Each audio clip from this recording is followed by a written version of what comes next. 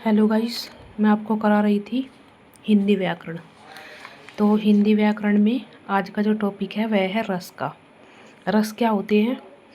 रस हमारे भाव होते हैं। भाव से मतलब क्या है कि जो भी हमारी फीलिंग होती है, जो हम महसूस करते हैं किसी भी मतलब कविता को पढ़ के, या भाई आप कह सकते हैं कि किसी भी स्थिति में, किसी भी मतलब पारिवारिक हो, संसारिक हो, कोई भी स्थिति में। और तो क्या हम कहेंगे कि हिंदी में कुछ पोएम्स दी होती हैं, कुछ पोएम, कुछ लाइनें दी गई होंगी हिंदी में, और उसमें क्या कहेंगे कि इसमें कौन सा रस है। तो हम रस देख लेते हैं और रसों का जो है उनके भाव देख लेते हैं कि स्थायी भाव उनके क्या होते हैं। तो मोस्टली तो पेपर में यही क्वेश्चन आता है कि रस और उनके स्थायी भाव कौन से हैं, तो वही मैं आपको बताती हूँ। श्रृंगार रस। श्रृंगार क्या होता है? श्रृंगार रस जब भी हम मतलब ज़्यादातर क्या होते हैं कि इसमें दोहे आते हैं। दोहे किसके आते हैं? कृष्ण भगवान के आते हैं।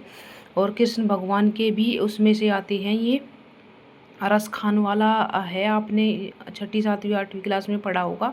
और उसमें से आते हैं उसमें से कि मतलब उद्धव का, और जो होती हैं ये उद्धव और उनकी सखियाँ होती हैं कृष्ण भगवान की, उनका संवाद है।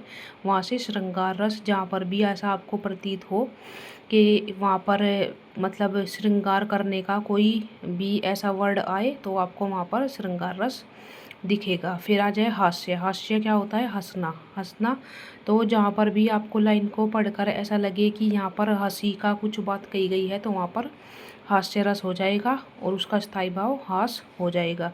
फिर आता है करुण। करुण क्या होता है कि किसी के प्रति जब हम करुण हो जाते हैं, दयालु हो जाते हैं, तो क्या होता है? करुण दयालु हो जाते हैं और कोई मतलब ऐसी खबर हम सुन लेते हैं, तो वहाँ पर क्या होता है? शोक, उसका स्थायी भाव होता है। फिर आ जाते हैं रौद्र। रौद्र क्या हो गया? क्रोध रूप में। क्रोध जब हमें आता है तो क्या हो जाता है? रौद्र रूप हो जाता है। और ये इसका स्थायी भाव हो गया क्रोध हो गया। फिर आ जाते हैं वीर।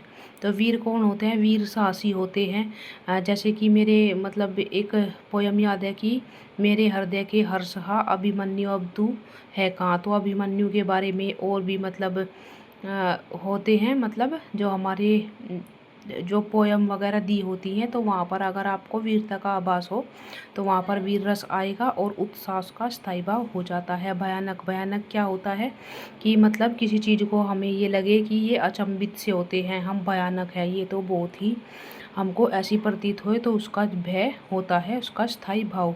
फिर आ जाता है बीभत्स। तो बीभत्स का क्या स्थायी भाव होता है? ये आता है ये आता है जुगुप्सा या ग्लानि या घृणा। किसी के प्रति हम घृणा करते हैं या ग्लानि सी महसूस करते हैं, तो क्या आता है? वहाँ पर बीभत्स आता है। अद्भुत। अद्भुत क्या होता है? किसी चीज़ को देख के हमें ये लगे कि हाँ।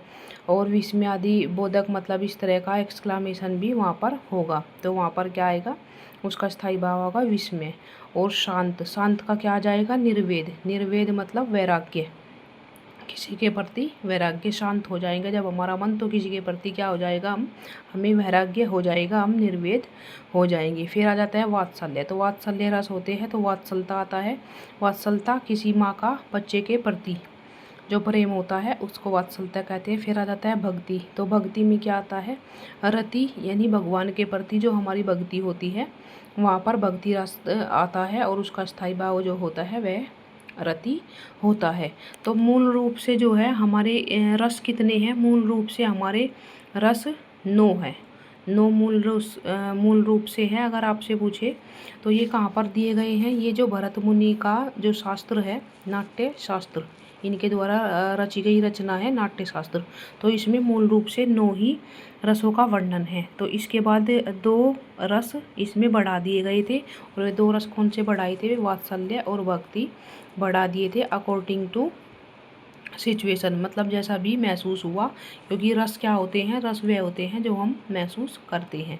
सो गाइस, अगर आपको मेरा वीडियो बनाने का तरीका, पढ़ाने का तरीका अच्छा लगता है तो आप कमेंट ज़रूर किया करो, वीडियो को लाइक कर दिया करो, और ज़्यादा से ज़्यादा चैनल को आप सब्सक्राइब कर लो।